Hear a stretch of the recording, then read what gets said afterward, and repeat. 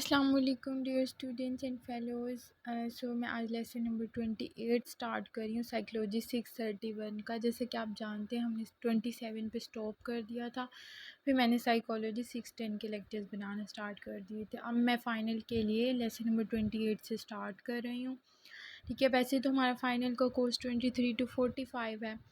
ठीक है, तो आप लोगों ने जो है तमाम 23 से लेकर 45 तक लेक्चर्स जितने भी लेसन हैं इनको बहुत गौर से और अच्छे से समझने। कोई चीज़ आपको समझ नहीं आई आप कमेंट बॉक्स में लाजमी पूछें, आई विल आंसर मस्ट। ठीक है, तो इस चैप्टर में हमने क्या पढ़ना है, हमने लर्निंग डिसेबिलिटीज़ के बारे में पढ़ना है। यानी अगर कोई बच्चा है उसे लर्न करने में कोई मुश्किल पेश आ रही है, डिफ़िकल्टी पेश आ रही है, तो वो क्या है, वो उसकी डिसेबिलिटी है। यानी उसके अंदर ये एबिलिटी नहीं है कि वो लर्न कर पाए, इसे हम कहते हैं लर्निंग डिसेबिलिटीज़। ठीक है, अब लर्निंग डिसेबिलिटी की उन्होंने क्या जो है डेफिनेशन दी हुई है हम ये देख लेते हैं। अगर एक बच्चा जिसकी एवरेज कोग्निटिव डेवलपमेंट यानी आईक्यू जो उसका है वो इस बात की उसको इजाज़त नहीं दे रहा कि जो दूसरे उस एज के चिल्ड्रन हैं सेम इंटेलिजेंस के, जिनकी इंटेलिजेंस भी सेम है और एज भी सेम है, एवरेज चिल्ड्रन है, ठीक है, उनके बराबर के जो है वो परफॉर्म नहीं कर पा रहा है, तो इसका मतलब है कि जो वो चाइल्ड है वो सस्पेक्टेड है, यानी उस पे शुबा है कि ये लर्निंग डिसेबल्ड चाइल्ड हो सकता है, क्योंकि वो दूसरों के मुकाबले में अच्छी परफॉर्मेंस नहीं दे पा रहा।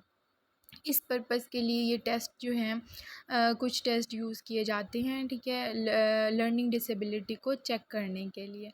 अब जो आईक्यू और अचीवमेंट का डिफरेंस होता है उसको जो डिफरेंस निकलता है वो तय करता है कि बच्चा जो है कितना पीछे जा रहा है या ना, उसके अंदर कितनी जो है लर्निंग डिसेबिलिटी है। अगर 1.5 से 2 स्टैंडर्ड डेविएशन तक उसका स्कोर आ जाता है अचीवमेंट और आईक्यू के दरमियान का, तो क्या है, वो बच्चा लर्निंग डिसेबल चाइल्ड है। अब काफ़ी सारे टेस्ट बयान किए गए हैं, डिस्क्राइब किए गए हैं, ठीक है। सबसे पहला टेस्ट है Illinois test of psycholinguistic abilities. ये भी लर्निंग डिसेबिलिटी के लिए यूज़ किया जाता है। ये टेस्ट जो था ये बहुत मॉडर्न कॉन्सेप्ट्स पे बना हुआ था और आईटीपीए की जो थ्योरी है वो इस पे बेस्ड है कि अगर कोई इंसान या कोई भी बच्चा जो है वो इनेबल है कोई भी चीज़ याद करने के, या किसी चीज़ को रिस्पॉन्ड नहीं कर पा रहा, इसका मतलब ये नहीं है लाजमी कि वो बाहर से कोई जो है आउटपुट हो, ठीक है, यानी बाहर वाली इन्वायरमेंटल कोई फैक्टर जिसकी वजह से वो याद नहीं कर पाता, बल्कि इनपुट का भी जो है वो रोल होता है इसमें। ये मुझसे मिस्टेकनली जो है लाइन जो है वो रेड कलर में चेंज हो गई है, लेकिन ये लाइन इम्पोर्टेंट है कि जो आईटीपी है वो इस थ्योरी पे बेस्ड है कि आउटपुट का ही खाली किरदार नहीं होता अगर बच्चा परफॉर्म नहीं कर पाता, बल्कि इनपुट का भी होता है। और इनपुट के 3 स्टेजेस हैं जो अफेक्ट कर सकते हैं लर्निंग एबिलिटी को। Stage 1, stage 2 and stage 3। Stage 1 पे क्या होता है कि हमारी जो सेंसेस हैं, यानी हमारी आइज़, हमारे एयर्स, हमारे जो है नोज़, जितने भी हमारे सेंस ऑर्गन्स हैं, ठीक है, ये हमारी क्या करते हैं, इंफॉर्मेशन लेते हैं। जब आइज़ जो इन्फॉर्मेशन लेती हैं वो होती है विजुअल इन्फॉर्मेशन, एयर जो ले रहा है वो ऑडिटरी इन्फॉर्मेशन। तो इस तरह हर चीज़ की इन्फॉर्मेशन सेंसेस के थ्रू जो है वो रिसीव्ड होती है, ठीक है। विजुअल इन्फॉर्मेशन आई के थ्रू और ऑडिटरी एयर के थ्रू, इस तरह तमाम इन्फॉर्मेशन सेंसेस के ज़रिए अंदर जाती है, ठीक है। ये स्टेज 1 है।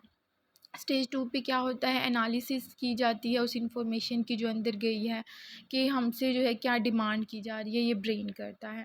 थर्ड जो है वो रिस्पॉन्स देते हैं कि अगर आपने पीछे से अगर आपको आवाज़ आई है, ये ऑडिटरी इन्फॉर्मेशन है, ब्रेन ने प्रोसेस किया, आपने थर्ड पे रिस्पॉन्स दिया, आपने पीछे मुड़ कर देखा, तो ये 3 स्टेजेस हैं। अगर इन तीनों में कोई डिसेबिलिटी आती है तो इसका मतलब है कि फिर जो है बच्चे को लर्निंग डिसेबिलिटी है, मौजूद है, वो इस चीज़ का शिकार है, ठीक है। ये जो टेस्ट है ये 2 से लेकर 10 साल तक के बच्चों के लिए बनाया गया है और आईटीपीए को काफ़ी एजुकेटर, साइकोलॉजिस्ट और लर्निंग डिसेबिलिटी जो स्पेशलिस्ट और रिसर्चर्स होते हैं वो बहुत वाइडली इसको यूज़ करते हैं।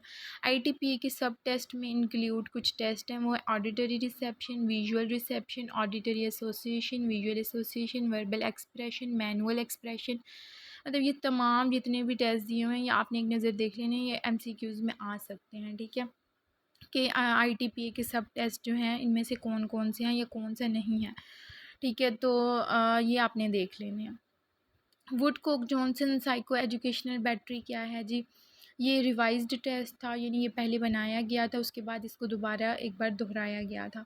ये चिल्ड्रन की जो अचीवमेंट होता है उसको मेजर करता है, स्कॉलस्टिक एबिलिटी को, यानी वो जो स्कूल में जो उनकी तालीमी कारकर्दगी है ये उसको मेजर करेगा ये वाला टेस्ट।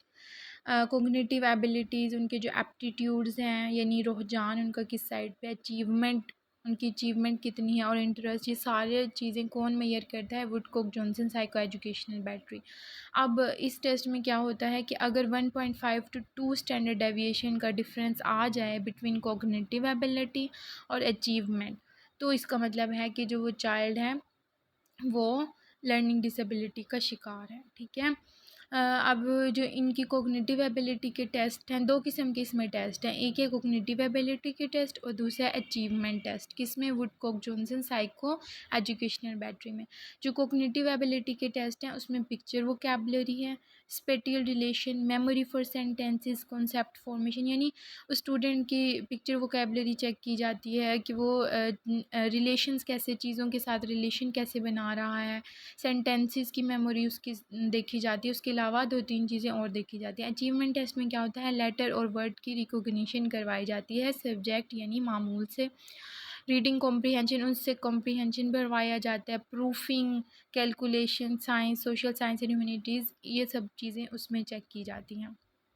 अब अगर जो है टेस्ट, अच्छा ये जो टेस्ट होते हैं इनमें मैथ, लैंग्वेज, फ़िज़िकल और सोशल तमाम चीज़ें शामिल होती हैं, ठीक है। ये अगर स्कोर्स जो हैं इनमें वो परसेंटाइल्स की सूरत में शो होते हैं, ठीक है। लेकिन अगर इसमें 15 का परसेंटाइल निकले जो कि मीन 100 का हो और स्टैंडर्ड डेविएशन 15 का हो, तो चाइल्ड जो है वो 50th परसेंटाइल पे है, ठीक है। ये याद रखने की बात है, यानी मीन जो है स्टूडेंट का वो 100 है और स्टैंडर्ड डेविएशन, मीन क्या है यानी औसत उसका जो स्कोर है, स्टैंडर्ड डेविएशन वो स्कोर से कितना इनहिराफ कर रहा है, 15 अगर कर रहा है यानी उसके 15 गलत हैं। तो अगर चाइल्ड क्या है वो 50th परसेंटाइल पे, उसकी परसेंटेज 50 है, ठीक है, विद एन अचीवमेंट स्कोर जो कि 2 स्टैंडर्ड डेविएशन बिलो है कोग्निटिव स्कोर के, यानी तमाम दूसरे बच्चों से के मुकाबले में उसका 2 स्टैंडर्ड डेविएशन बिलो जा रहा है, ठीक है। तो इस तरीके से उनके जो हैं चेक किए जाते हैं। ये जो टेस्ट है इसमें कोई भी डिफरेंस नहीं आता, ना रेस का, ना जेंडर का, ना अर्बन एरियाज़ का। ये बिल्कुल जो है आपके हर चीज़ को, हर चीज़ को प्रेफर करता है, इसमें किसी चीज़ का डिफरेंस नहीं आता। अब विजियोग्राफिक टेस्ट क्या होते हैं? विजियोग्राफिक जो टेस्ट होते हैं इसमें सब्जेक्ट को कुछ डिज़ाइन दिखाए जाते हैं और उनसे कहा जाता है कि आप कॉपी करें। इनमें कौन कौन से टेस्ट इंक्लूड हैं? इनमें है जी BVRT, BVMGT, MFD और TTST और लास्ट में जो है वो है RAT3, ठीक है। तो जो BVRT है ये ब्रेन और साइकोलॉजिकली डेफिसिट को मेजर करने के लिए बनाया गया है और 8 साल के बच्चों से लेकर जो है बूढ़ों तक के लिए ये है, ठीक है। जितने 8 साल से ऊपर के एज ग्रुप्स हैं उन सब पे ये एप्लीकेबल है। इसमें क्या कहा जाता है? उनमें उनको जियोमेट्रिक डिज़ाइंस बनाने को कहा जाता है, जल्दी जल्दी उनके सामने पेश करते हैं ब्रीफली पीरियड के लिए, बहुत शॉर्ट पीरियड के लिए, और जल्दी से रिमूव कर लेते हैं और फिर उनसे कहा जाता है कि आप ये ऐसे जियोमेट्रिक डिज़ाइन कॉपी पे या नोटबुक पर जो है उनको कॉपी कर लीजिए। जो मिस्टेक्स निकाली जाती हैं, ओमिशंस वगैरह, तो इससे पता चल जाता है कि उसकी ब्रेन डैमेज कितना है। BVMGT जो टेस्ट है ये बहुत पॉपुलर इंडिविजुअल टेस्ट है, ठीक है। ये सब जितने हम टेस्ट बयान करें ये इंडिविजुअल टेस्ट की टाइप्स हैं। अब ये जो टेस्ट है इसमें 9 किस्म की ज्योमेट्रिक फिगर्स होती हैं जो कि सब्जेक्ट को दिखाई जाती है, उससे कहा जाता है कि कॉपी करो। और एज ग्रुप्स क्या है जी? ये जो बच्चे 5 से 8 साल के बच्चे होते हैं उनके लिए जो है बनाया गया है, ठीक है। 9 साल के बच्चे भी इसको यूज़ कर सकते हैं, ठीक है। अगर जो 9 साल के बच्चे ने जो है 2 से ज़्यादा एरर्स कर दी हैं तो ठीक है वो नॉर्मल कंसीडर किया जाता है। लेकिन अगर उसने जो है बहुत ज़्यादा एरर्स की हैं, यानी वो 3 से बढ़ गया, 4 से बढ़ गया, तो क्या है वो उसके अंदर कोई कमी है, उसको साइकोलॉजिकली कोई डेफिसिट है, उसका IQ लेवल थोड़ा, या उसके अंदर लर्निंग डिसेबिलिटी है, ठीक है। अब जो 9 इयर्स के बच्चे होते हैं, अगर उनका मेंटल एज 9 नहीं है, तो वो क्या है, वो लो इंटेलिजेंस के बच्चे हैं, उनको ब्रेन डैमेज और इमोशनल प्रॉब्लम हो सकते हैं। एमएफडी टेस्ट क्या है जी? एमएफडी टेस्ट में परसेप्चुअल मोटर कोऑर्डिनेशन इंडिविजुअल्स की मेजर की जाती है। ये क्या 8.5 से लेकर 60 साल तक के जो एज ग्रुप्स होते हैं उन सब के लिए टेस्ट बनाया गया है। ड्राइंग्स इनमें करवाई जाती हैं और स्कोर्स 0 से लेकर 3 तक दिए जाते हैं। वो डिपेंड करता है उनके ओरिजिनल डिज़ाइंस पर, कि ओरिजिनल डिज़ाइंस जो दिखाए गए थे वो उससे सिमिलर बनाए गए हैं। ठीक है। टीटीसी ट्रिपल टीसीटी टेस्ट आता है। ठीक है, यानी Torrance test of creative thinking. अब इसमें क्रिएटिविटी को जो है जांचा जाता है। क्रिएटिविटी को हम कैसे डिफ़ाइन करते हैं, क्रिएटिविटी क्या है ये जान लेते हैं। Ability to be original, to combine known facts in new ways, यानी जो आप फैक्ट्स जानते हो, यानी आपके पास जितनी मालूमात है वो सब उनको नए तरीके से अरेंज करना। ठीक है, एक इस एबिलिटी को हम क्रिएटिविटी कहते हैं। ठीक है, आप न्यू सॉल्यूशन निकालो, न्यू मतलब हल निकालो किसके, प्रॉब्लम्स के। हर कोई जो है जनरली वो तो इजीली कोई भी सॉल्यूशन दे सकता है, लेकिन एक अनोखा किस्म का यूनिक टाइप का रिलेशनशिप निकालना, सॉल्यूशन निकालना प्रॉब्लम का, इसे हम क्रिएटिविटी कहते हैं। तो ये टेस्ट क्या क्रिएटिविटी को मालूम करता है। क्रिएटिविटी में 3 चीज़ें आ जाती हैं जो ये टेस्ट मालूम करता है। एक होता है फ्लुएंसी, दूसरा ओरिजिनलिटी एंड तीसरा है फ्लेक्सिबिलिटी।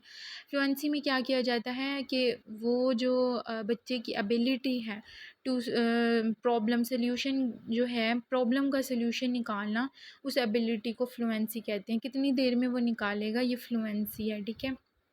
ओरिजिनलिटी क्या है, उसमें कितनी यूनिकनेस पाई जाती है उसके सॉल्यूशन में, कितना नॉवलनेस है और कितना जो है सॉल्यूशन का अनयूजुअल नेचर है। यानी यूजुअल तो हर कोई दे रहा है, अनयूजुअल अनोखा टाइप का जो सबसे हट कर हो, वो ओरिजिनलिटी में चेक किया जाता है। फ्लेक्सिबिलिटी में क्या चेक किया जाता है कि it is about the ability to shift from one stand point और strategy to another for finding solution of problem. यानी सिर्फ आप एक सोल्यूशन ना दो, आप एक से अगर मसला हल नहीं हो रहा, आप दूसरे सोल्यूशन भी आसानी से पेश कर सको, यूनिक किस्म के। ठीक है। अब रेड 3 टेस्ट जो है ये, इसमें क्या, इसमें अचीवमेंट मेजर की जाती है। ठीक है, क्योंकि इसका नाम ही यही है वाइड रेंज अचीवमेंट टेस्ट। तो ये जो टेस्ट होता है ये अचीवमेंट को मेजर करता है। एक होता है इंटेलिजेंस टेस्ट, एक होता है अचीवमेंट। इंटेलिजेंस जो टेस्ट होता है वो इंडिविजुअल का मेजर करता है कि क्या ये इंडिविजुअल अचीव कर सकता है, लेकिन जो इंडिविजुअल ने अचीव कर लिया है उसको अचीवमेंट टेस्ट जो है वो मेजर करता है। इसमें इंसान की इंटेलिजेंस भी मापी जाती है। ठीक है। और रेड 3 जो है वो मोस्टली वाइडली यूज होता है ग्रेड लेवल फंक्शनिंग के लिए, यानी रीडिंग में, स्पेलिंग में, अरिथमेटिक जो इस बच्चे की चेक करनी होती है, फिर रेड 3 का टेस्ट यूज़ किया जाता है। 5 साल के बच्चों से लेकर इनसे बड़े तक के जो चिल्ड्रन हैं वो यूज़ कर सकते हैं इस टेस्ट को।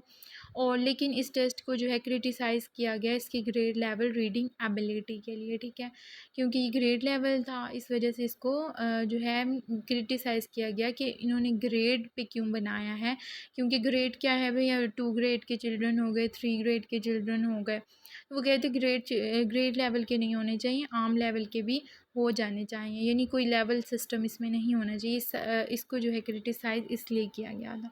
ये था आज का हमारे लेसन नंबर 28, जिसमें हमने इंडिविजुअल टेस्ट भी पढ़े और कौन से टेस्ट थे स्पेसिफ़िक जो हमने, यानी ITPA हो गया। उसके अलावा हमने वुडकॉक जॉनसन पढ़ा। वीडियोग्राफिक टेस्ट में BVRT, BVMGT, MFD, TT, TCT और रेड 3 के टेस्ट पढ़े। I hope you guys will understand. अगर किसी चीज़ की समझ नहीं है तो लाजमी कमेंट बॉक्स में पूछें आप।